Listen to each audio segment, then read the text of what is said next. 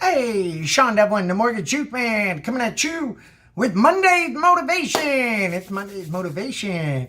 It is time to get on point with the 1003, ladies and gentlemen. We are like a month and a half, not like 2 months away, right? So it goes optional in July 2019, and then in full effect February 2020.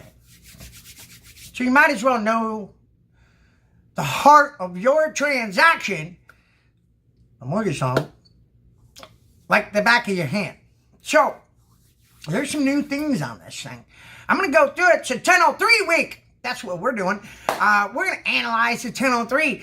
I'm going to go over each section in smaller segments throughout this week to help you understand the new 1003. So, borrower information. It's a brand new section. It's completely rewritten. Okay?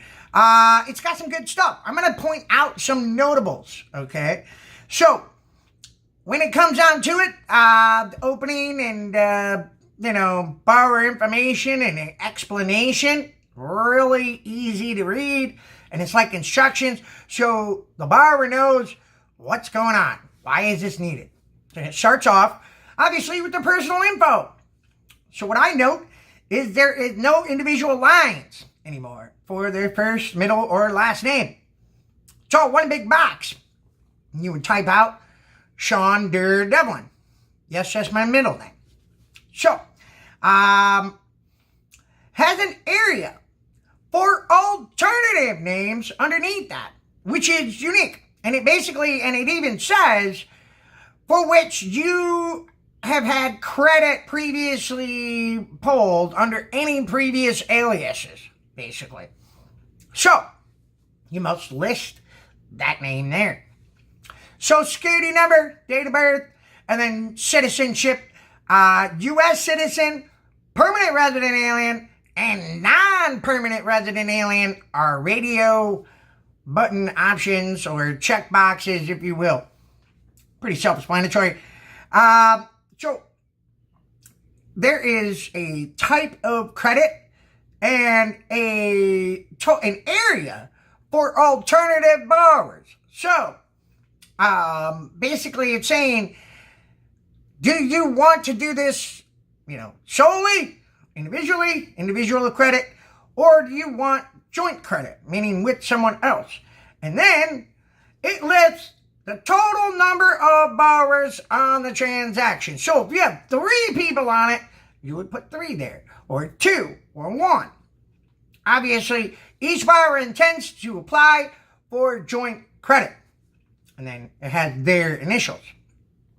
Over to the right, the area where you would list every person that is going to be joining with another application. So whether it's joint or whether it's individual. Pretty interesting. Marital status. Okay. Well, it does break down married, separated, and unmarried. And under unmarried gives a bunch of different options. Okay, so single, divorced, widowed, in a civil union, domestic partnership, or even a registered reciprocal beneficiary relationship.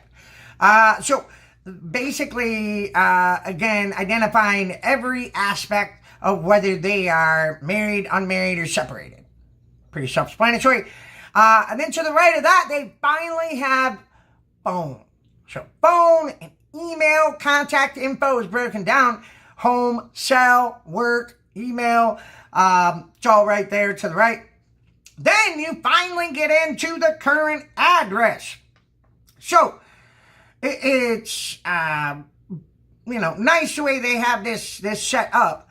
It specifically identifies whether there is no primary housing expense, and there's a radio button or a box for them to check, and whether they own or rent, and then how much a month.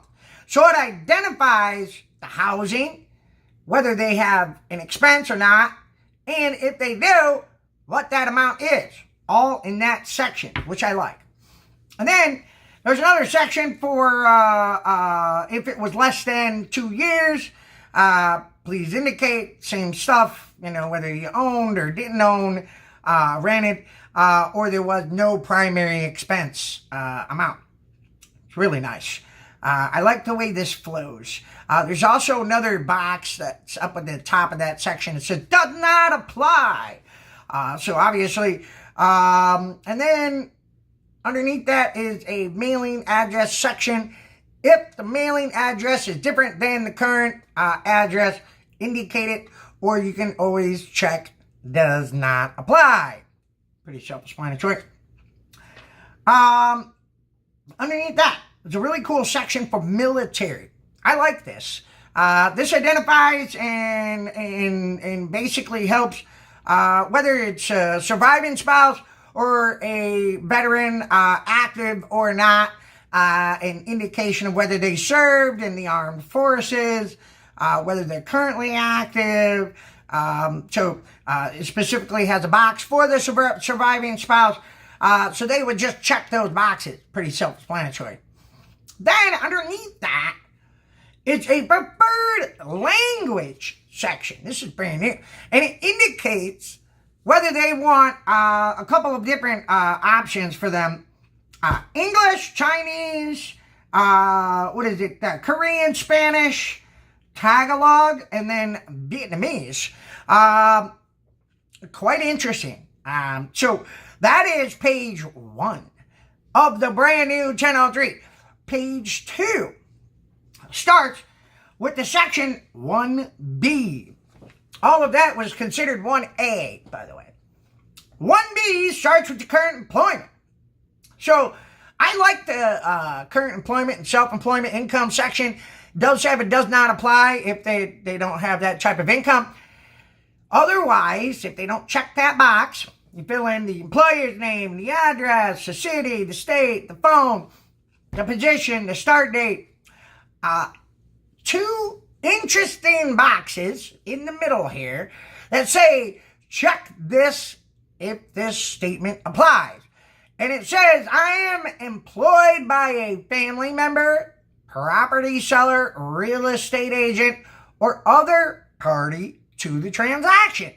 You would have to identify that, which is pretty cool. And then there's, of course, in the bottom of this very section, the self-employed box. So you would check if you're self-employed. Now, right to the right of that, there's a declaration that they would have to indicate whether they own 25% or more, or they do not own 25%. They have 25% or less ownership, or 25% or more ownership. And then the monthly gross income. And then over to the right, in that same section, is where the gross monthly income is all broken down. Base, overtime, bonus, commission, military, other. Everything is right there. Pretty neat to see how you've got where they work and then the income in the same section. I like it. So that's 1B. 1C is, if applicable, additional income sources or employment or self-employment. So if they have 2 jobs, there's a place to put that second job. That's 1C. 1D is, if applicable, complete information for previous self-employment. So if the current employment isn't 2 years in length, it allows you to have another section where the previous employment goes. If it does not apply, please check the do not apply box. Pretty self-explanatory. In this section, there is a box to check if they were self-employed or a business owner. And then over to the right, the previous gross monthly income is stated. Pretty self-explanatory. In section 1E, I like this. So last section of page 2, it actually breaks down all other sources of income. And it really is, it's a great reminder, if you will, to a lot of LOs, maybe in this business for a long time, looking at all of the various different options that they have listed.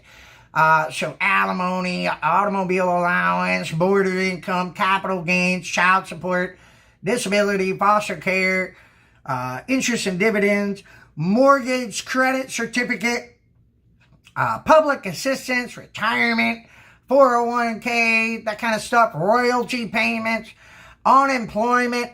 I mean, there's a lot, and it's all listed in this area. So it's pretty cool. It's a great reminder for LOs. And then you would just use the drop downs and the income source, select which option, and then over to the right, put the amount of income for it. The unique part about page 1 is it's not signed technically by the client. Their name is on the top in section 1A. And then there's nothing at the bottom of page 1.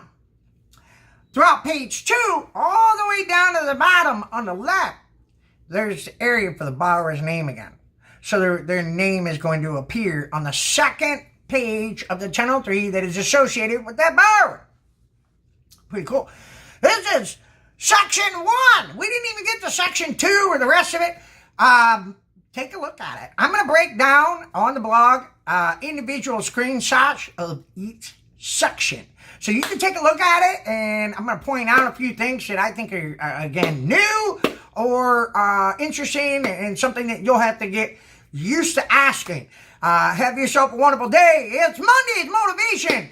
Know your craft, know your 1003, and ask all the right questions up front. My name is Sean Devlin, the Mortgage Shoot Man, coming at you with a longer one today, but it's needed. We're going to go over the full 1003 this week. It's a 1003 week. Have yourself a good one. Again, share, interact, like, repeat. As always, so well.